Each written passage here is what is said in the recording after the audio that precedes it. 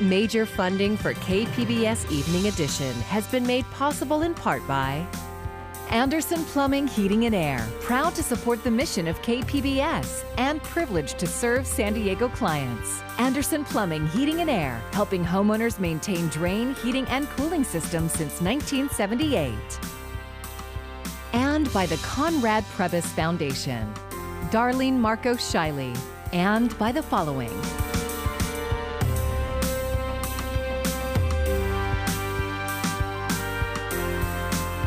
And by viewers like you. Thank you.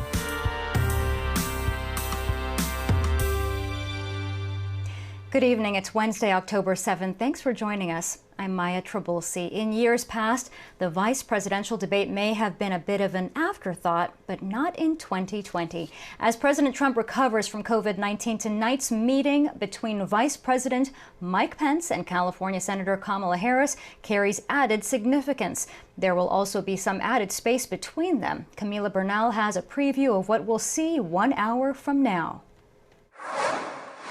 It's the one and only vice presidential debate of 2020. We stand with President Donald Trump.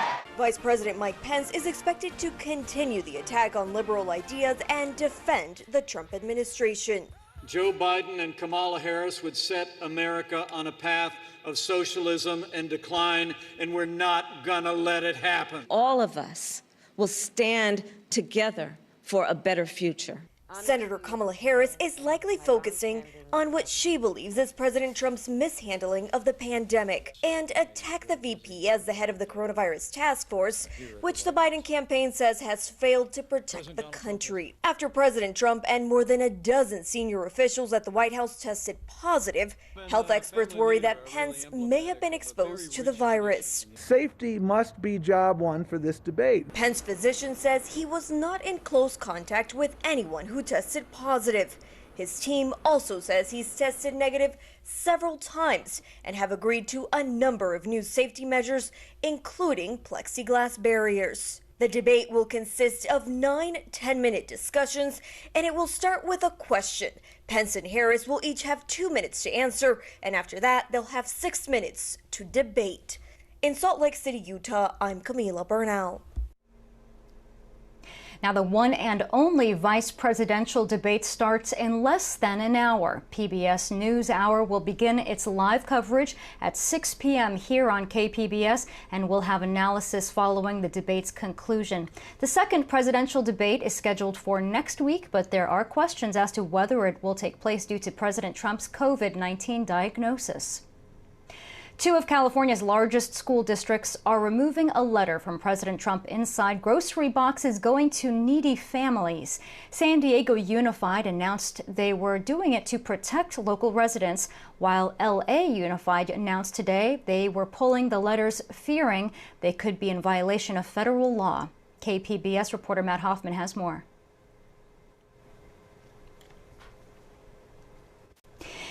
COVID-19 has found its way to governor's office. Staff say the worker who tested positive had not interacted with Governor Gavin Newsom or anyone who has regular contact with him. Still, contact tracing is underway. New numbers for San Diego County came in about an hour ago. There are 7 new deaths, bringing the total to 813.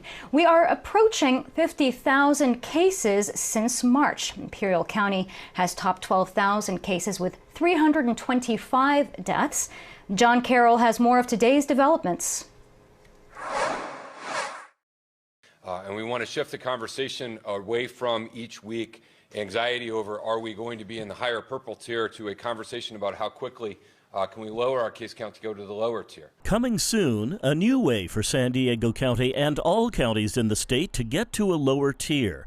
It's called the Health Equity Metric, and one very unique and positive thing about it, it can only help. This metric will be utilized to assess advancing to a less restrictive tier. It will not, however, be used to move us to a more restrictive tier. Wooten says health equity is achieved, basically speaking, when everyone has the possibility to attain their full health potential. It's about decreasing disparities in the health of people among all the neighborhoods in a given county. And these areas include economics, education, transportation, social factors, neighborhood or environmental factors, as well as housing conditions. Wooten says one of the many strategies to improving the health of more economically challenged neighborhoods is stepping up COVID testing. Along those lines, the county took a big step forward when, in conjunction with the city of Chula Vista, they opened a free testing site at the South Chula Vista Library on Monday. It's open from Sunday through Thursday, 12:30 to 8 p.m. Supervisor Greg Cox highlighted another way the county can help, a one-time emergency rental assistance program. Up to $3,000 is available for those who qualify, but the deadline to apply is tomorrow. For now, the county remains in the red tier. That's because our adjusted case rate stands at 6.5 new daily infections per 100,000 people. That's down from last week's 6.7, but a long way from the 3.9 per 100,000 we'd need to reach to drop to the orange, next less restrictive tier. John Carroll, KPBS News. Now back to the story we couldn't play for you earlier. Two of California's largest school districts, they're removing a letter from President Trump inside grocery boxes going to needy families. Here's KPBS reporter Matt Hoffman. And we felt that this was really giving misinformation about what needs to be done in terms of protecting citizens from COVID-19. San Diego Unified Board President John Lee Evans says he supports district leadership for pulling the president's letters. The thing that was concerning was that it talked about precautions for COVID-19, and it did not give a strong message about wearing masks. The letters ask Americans to practice social distancing and consider wearing face coverings in public. This message was not consistent with the safety message that we were putting out. In California, it's mandated that people wear face coverings in public, and with the exception of some younger kids, the majority of students returning to classrooms are also required to wear them. District officials say suggesting otherwise is misleading and potentially deadly.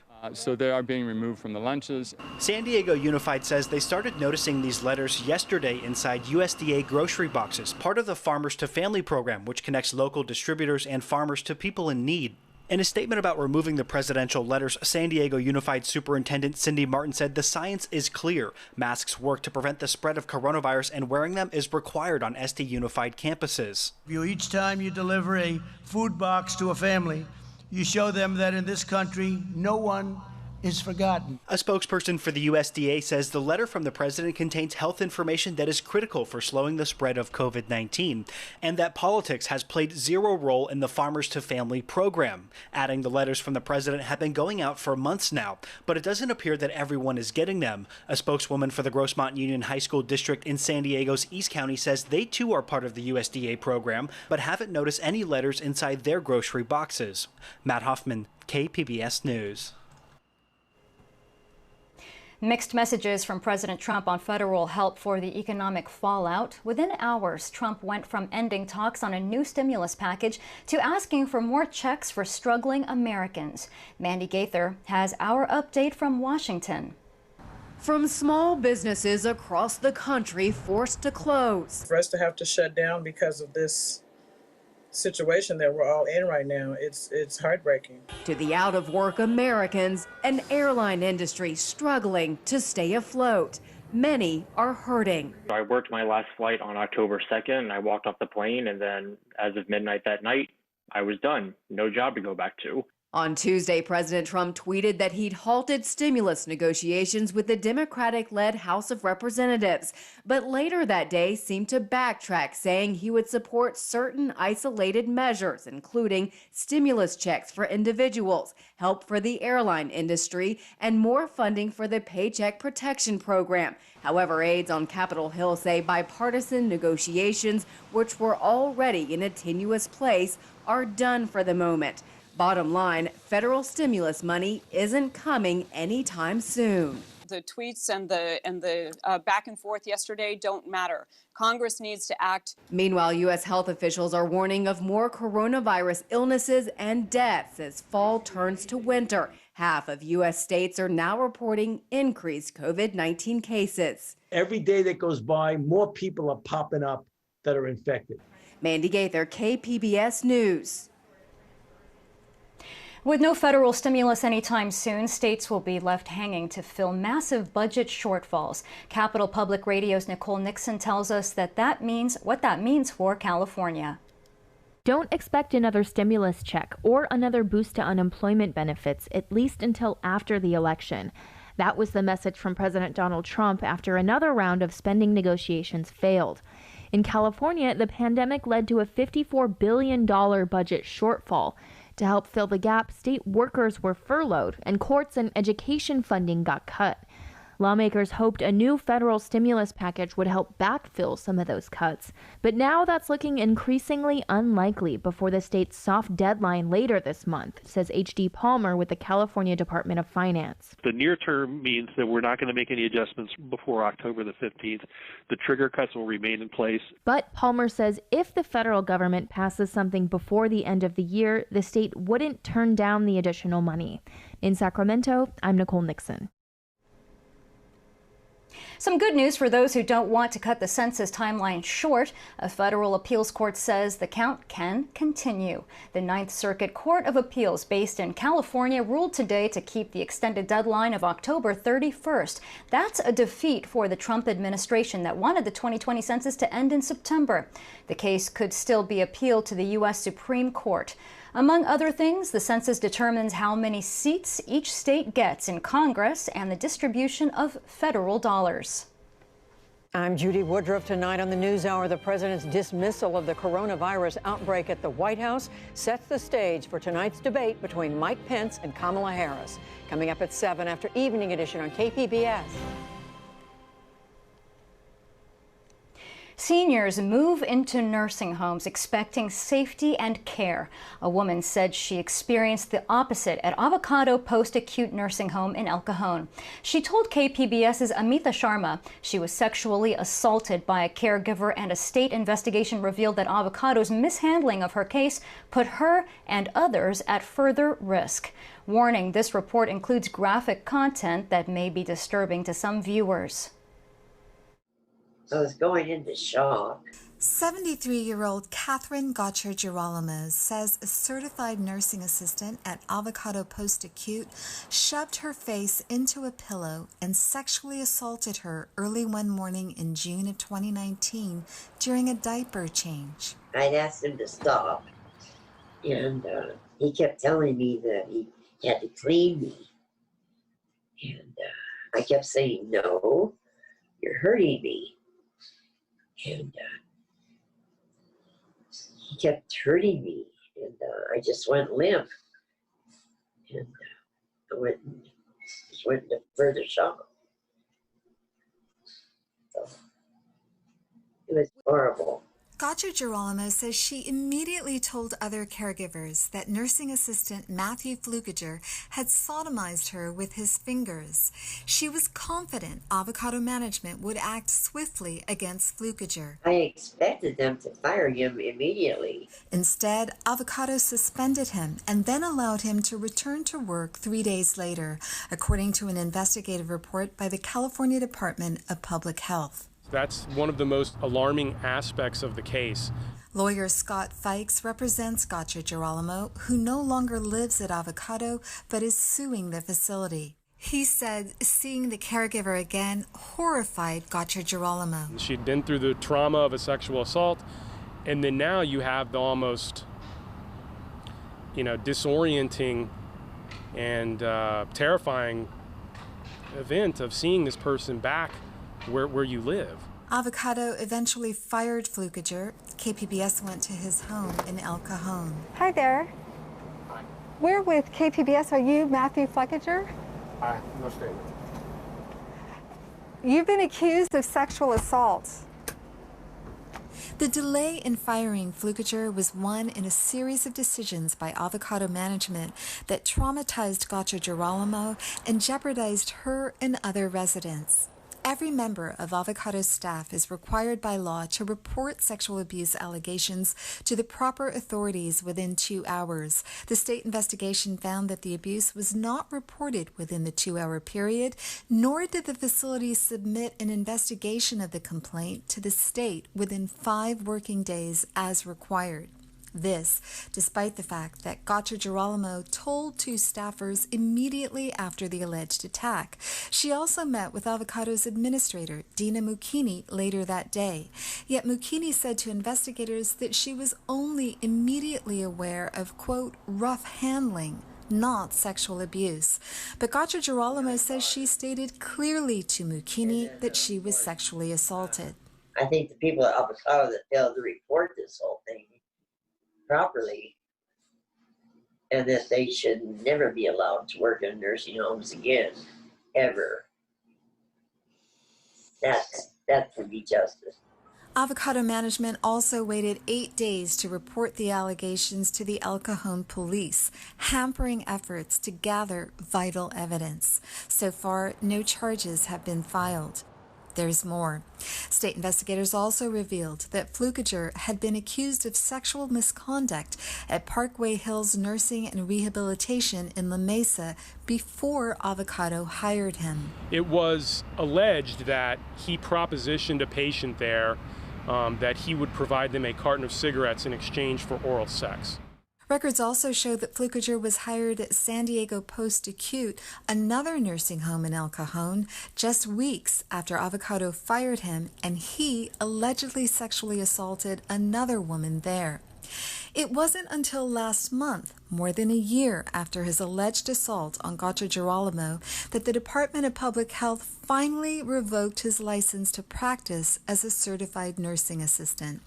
Lawyer Mike Dark of California Advocates for Nursing Home Reform says poor pay for caregivers and lax oversight make nursing homes fertile ground for sexual predators. There isn't often much due diligence given to these people when they begin, because they need someone who will do very difficult work for almost no money.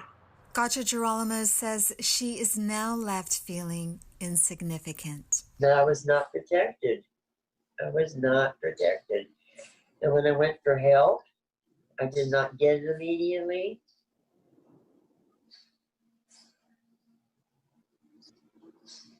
And of course, the person that did this to me is still out there. Amita Sharma, KPBS News.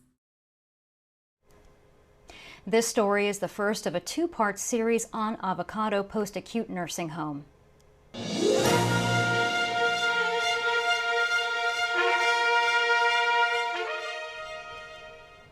KPBS has unmatched coverage with deep looks into local races for the November election. Tomorrow on KPBS Evening Edition, we profile the race for Congress in North County. Mike Levin was part of the blue wave in 2018 that gave Democrats control of the House. This time around, he's the incumbent, facing a challenge from Republican Brian Marriott, the former mayor of San Juan Capistrano. Again, that's part of Thursday's election coverage on Evening Edition. KPBS will also be part of a mayoral forum tomorrow featuring the 2 leading candidates in San Diego. Barbara Bree and Todd Gloria will discuss the housing crisis, social equity, and the post-pandemic recovery. KPBS Metro reporter Andrew Bowen will moderate the discussion in the event presented by KPBS and UC San Diego. It's happening live at 6 tomorrow night. You can listen on KPBS Radio and stream it on the KPBS YouTube channel. Ballots are arriving in mailboxes this week, and you can sort out your picks with the KPBS Voter Guide. The online resource is customizable to the races in your area with candidate statements and past KPBS reporting. You can get there by clicking on the KPBS Voter Guide link on our homepage at kpbs.org. It looks like we're finally getting a break from the heat this week and even a chance of rain on the horizon. Mark Mancuso has your forecast.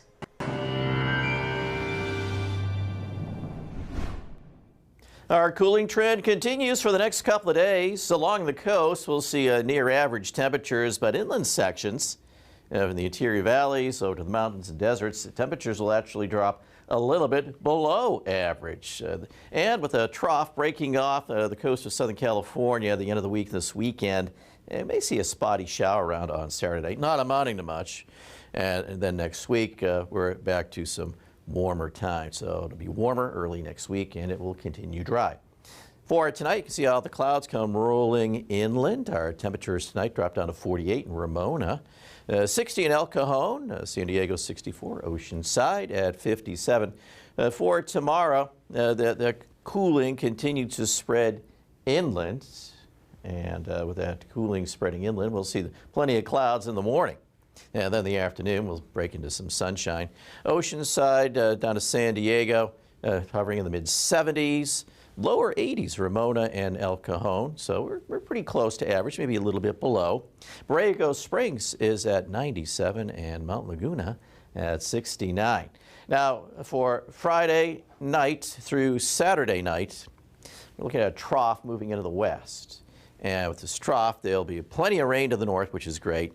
Down in our area, a little piece breaks off, and this will be separate from the main trough, so just a couple of spotty showers could occur here. And here you can see that little system there spinning its way off the coast, but the main trough is to the north, so that's just a little break-off piece.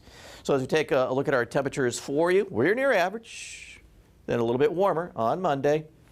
Interior sections, look at that, dropping a little bit below average before the warming comes back Monday. Mountains a little below average too, cooling off. And as we take you to the deserts, a little relief on the way here too. And then we start to warm it up again on Monday. And for KPBS News, I'm meteorologist Mark Mancuso. A California biochemist is among 2 women recognized with the Nobel Prize for cutting-edge work in gene editing. UC Berkeley shared this photo of Jennifer Doudna reacting to the news this morning. She shares the Nobel Prize in chemistry with France's Emmanuelle Charpentier. The two founded a gene editing tool known as CRISPR that allows scientists to alter DNA, which is a huge step toward understanding and possibly curing diseases. Doudna spoke with KPBS last year. Here's what she told science and technology reporter Shalina Chatlani about the promise this holds for future research. What I'm excited about is the opportunity to cure genetic diseases, things like sickle cell anemia or Huntington's disease, potentially in the future something like cystic fibrosis. These are all diseases that have well-known single genetic causes, single genes that affect the patient. And what CRISPR technology does is to provide a strategy for correcting or at least mitigating those disease-causing mutations. And that's not a fantasy. It's not, 200 years in the future. It's something that I think over the next decade we will see those kinds of cures coming to fruition. And this year's recipients are also the first group of women to win a Nobel Prize in a science category. So you can see more on this story on CRISPR on the KPBS YouTube page. California is observing Clean Air Day at a time when San Diego's air quality remains among the worst in the nation. KPBS environment reporter Eric Anderson has details. San Diego air quality is ranked the 6th dirtiest in the country when it comes to ozone pollution. Ozone is a key component in the creation of smog.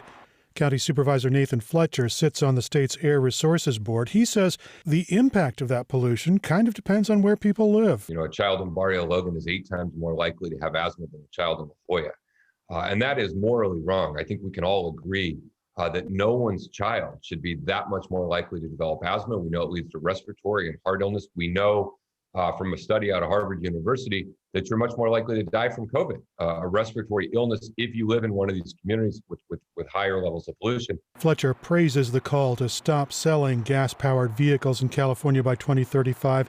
He also says the local transit agency is getting rid of its diesel-powered buses, and that'll lead to cleaner air. Eric Anderson, KPBS News.